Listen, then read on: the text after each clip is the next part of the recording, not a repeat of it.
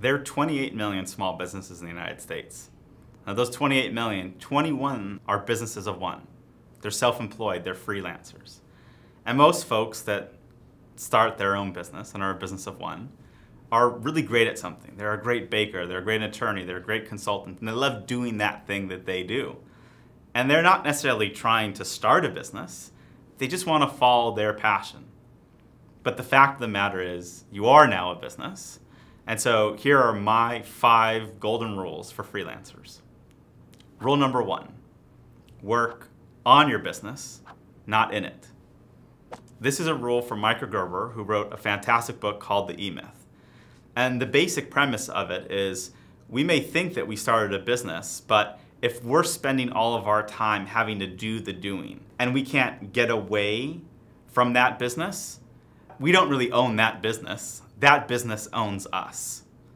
And so by taking time as a freelancer to try to do our best to step outside of what we have to do day to day, and not just work in the business, but work on it, make the structure better itself, it frees us up more to have the life that we want to have.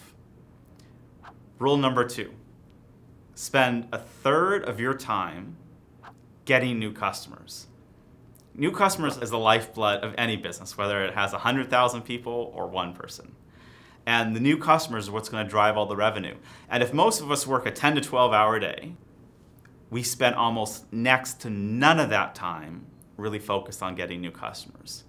We rely on word of mouth and maybe a little advertising, but we spend most of our time doing the doing of what's going on. But if we make it a habit on a daily basis, on a weekly basis, to really say, I'm going to spend 3 hours today doing nothing but prospecting for new customers.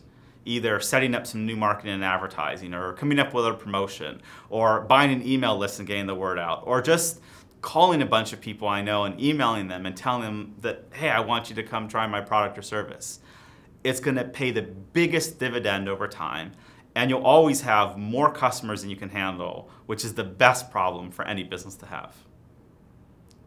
Rule number 3, leverage software and different tools to systematize activities that take up your time needlessly.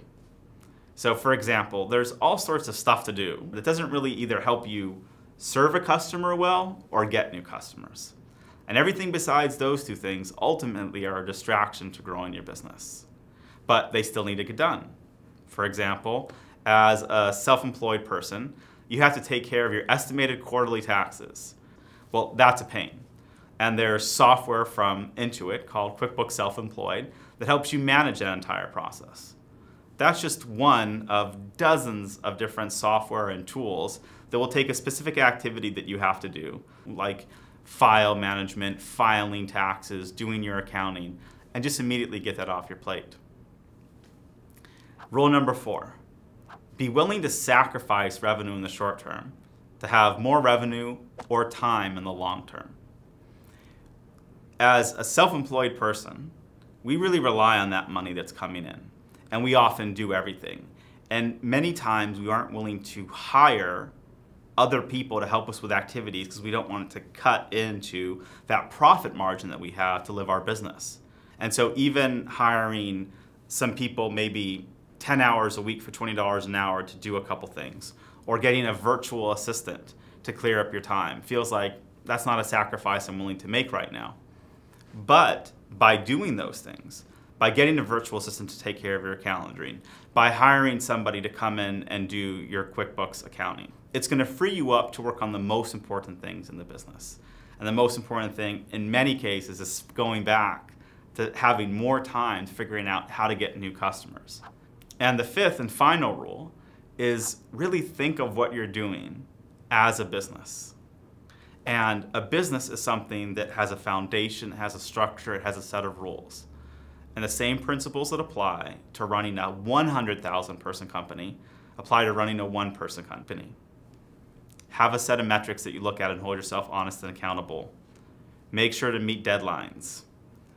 Have systems and procedures to make sure that your business is running accurately. Have a system for reporting and accountability. If you really treat what you do as a business and something that you have to build a foundation for and that you have to be methodical about, then you're really going to build something that you can step out of and work on instead of working in it all the time. You're going to build a true business, even if it's a business of one.